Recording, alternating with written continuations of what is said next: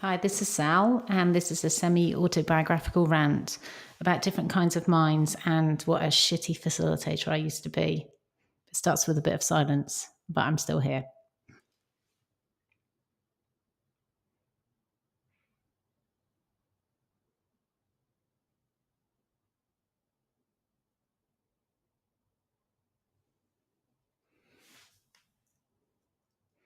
For fuck's sake, I'm so crap at silence. I'm a not even all that reformed talkaholic. I'm loud and I'm fast and I'm brash until I crash, and then I'm so fucking not. I even created a silence workshop where people reflect on the wonders of being quiet. And the biggest learning was how goddamn hard it is for me to just shut the fuck up for a minute. Partly because I want to fill the space with buzz and hum and reflect the noisiness that I perceive in the world. And in part because I sometimes think I could just never speak again. And I'm sorry that in the past I was that fucking facilitator. And when you asked in advance what the topic would be for the retrospective, I didn't tell you because I didn't want to ruin the magic. And in my own fucked up, misguided way, I thought it would mean that we'd all be stifled by overthinking and not be able to be together in the moment, talking about what matters most to all of us collectively right then. And when I asked everyone to stand up, I'm sorry I didn't see your discomfort. And that I went on to remove the tables that gave the room just the right amount of balance and structure for you.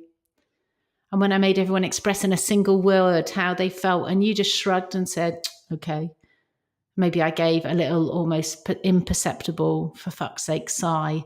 And across my face fell just a glimmer of what my kids like to call mum's stink eye. And I'm sorry that when I asked about safety, I never even considered you not even feeling safe enough to even admit that you weren't feeling safe. What a fucking idiot. I'd say, let's brainwrite onto post-it notes and not notice you clam up, because I didn't know that weird thing that I can do where I think off the bat of 100 fucking things all in a row without pausing to take a breath isn't exactly normal. And that even though for me, the rooms are full of floating thoughts to spike out of the air like rockets, for you, ideas are precious, shiny, polished offerings to tuck inside your pocket. And if I ever bothered to provide a space for you to place them next to mine, I'd be fucking humbled as my comparatively fragile pedestrian foibles burst and crumbled. And I'm so fucking sorry that when I said, let's generate insights, and you tried so hard not to think it was funny, and you wanted to tell me people go away to retreats for months or even years and still come away with empty fucking flip charts. People like you, people who care about depth, contemplators.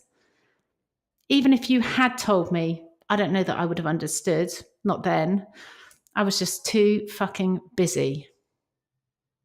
And I'm sorry that, boom, I'd be all straight to the actions and not even notice your lack of reactions. And if you're into classic games, then I'd be the number 15, because by then I'm fizzing and buzzing. And I can't even tell that not everyone's along for the ride.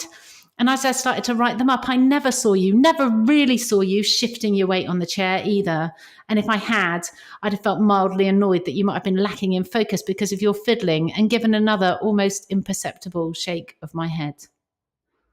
And your mind was still teasing away at something annoying that you couldn't see. It was just bubbling under the beginnings of the idea of some insight, almost ready, but still not even now quite right. And when people shouted out their actions, you couldn't tell which were good or not, because you look at things from so very many angles, and your mind's still poking away at that other thing. And you want to stand up on your chair and shout, shut the fuck up a minute. I'm trying to think. But you don't. Your superpowers are thoroughness, edge cases, measuring, depths, and other things that can't be fucking rushed. And I'm sorry that even as I said, thanks for coming, I still didn't really see you. I was so over-concerned about doing it all by the book, and you sidled away, and I got this strange feeling like I'd missed something, but I couldn't define what it was. And I wondered to myself, is this what it's like to have Alzheimer's? Because it was kind of like that feeling when you go back into the house for your keys and then you stand there staring at the cooker because you can't even remember what you're looking for, like the echo of a thought. Oh well. Time to wash up, tables to clear, post-it notes to peel off walls, and even without realising I'm doing it, I'm rolling blue tack into little balls. Squeeze, squeeze, squeeze. Even then, so late, it doesn't dawn on me, even when everything is tidied away, that you and your most beautiful, brilliant mind, you'll have your most wonderful idea the very next day. And nowadays, with hindsight, I can see that shit. It's all about fucking context too, because sometimes you're actually me and some days I'm you.